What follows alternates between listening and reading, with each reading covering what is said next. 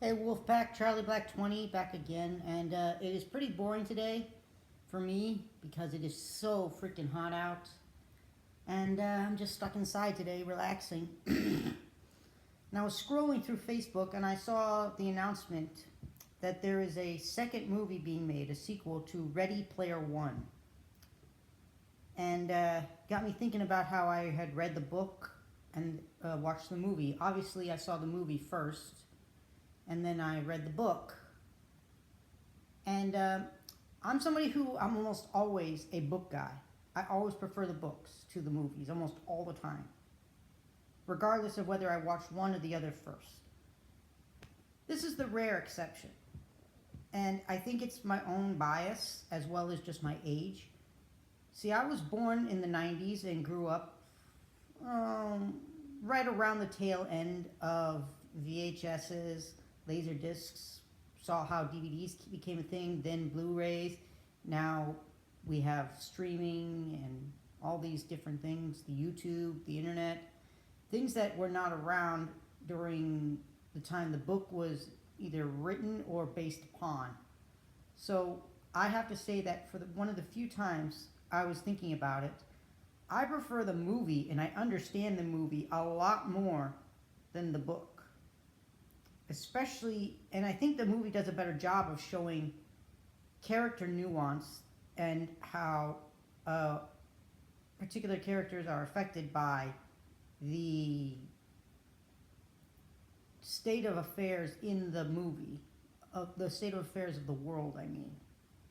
Whereas the book does not do a good job of showing what the world is really like around everybody or the characters, really. I mean, the characters have some interesting moments, but for the most part, the characters themselves are not that interesting. And a lot of the characters start doing things that just don't make a lot of sense to me. And again, I'm a little biased because a lot of the references to the video games, the cultures, the pops, the stuff that was going on in society at the time, as far as like the games, the movies, the books, the people, I really didn't understand a lot of it. Like a lot of the games I had never heard of, never set foot on in the game, never seen, never heard of. So I was lost in a lot of it. Whereas the movie, there are a lot of references that people who grew up in both generations, the 80s, 90s, 2000s, whatever, we understood. Like the King Kong, the Jurassic Park, those are iconic. Star Wars, Minecraft, uh, Tron. We have all these different social media, movie, book references that we can understand in the movie, that I could understand in the movie, that I really did not understand in the book. Like apparently there was an ostrich game they had to play to get one of the uh, orbs, and they made references to uh, certain game mechanics that I just didn't understand. They didn't mention things from the early 90s, uh, early aughts that I understood. That I didn't see any in the book. And the main character was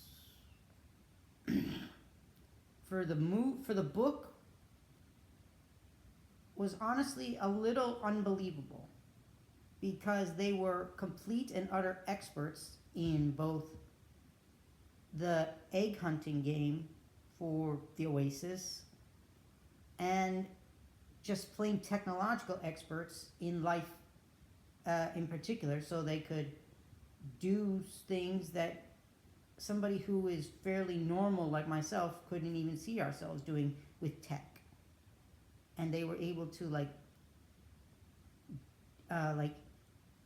change their identity and infiltrate a corporation to bring them down from the inside and to find out information from the inside. Like that is not something a normal regular person, even in the world of the Oasis, could do in the movie. Like you knew that somebody was very good at playing games, they had a good memory, but that they were striving that the character of Wade, is it Wade, I think,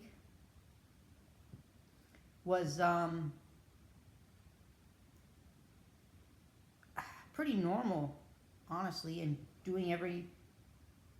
I don't know really how to explain it. The character of Wade meant so much more to me in the movie than they did in the book, because in the book he's almost un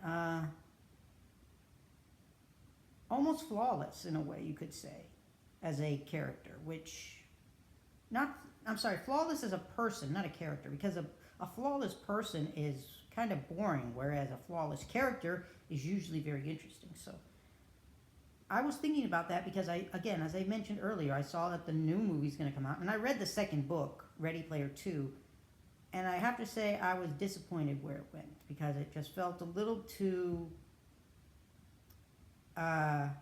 unbelievable for me. And the movie, I think, does a much better job of.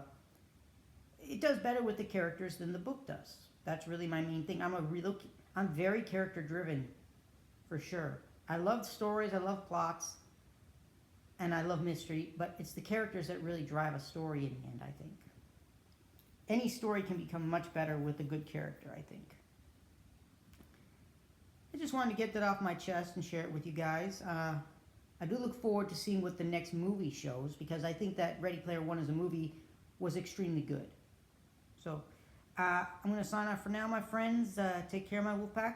Remember, like, comment, and subscribe down below. Take care, guys.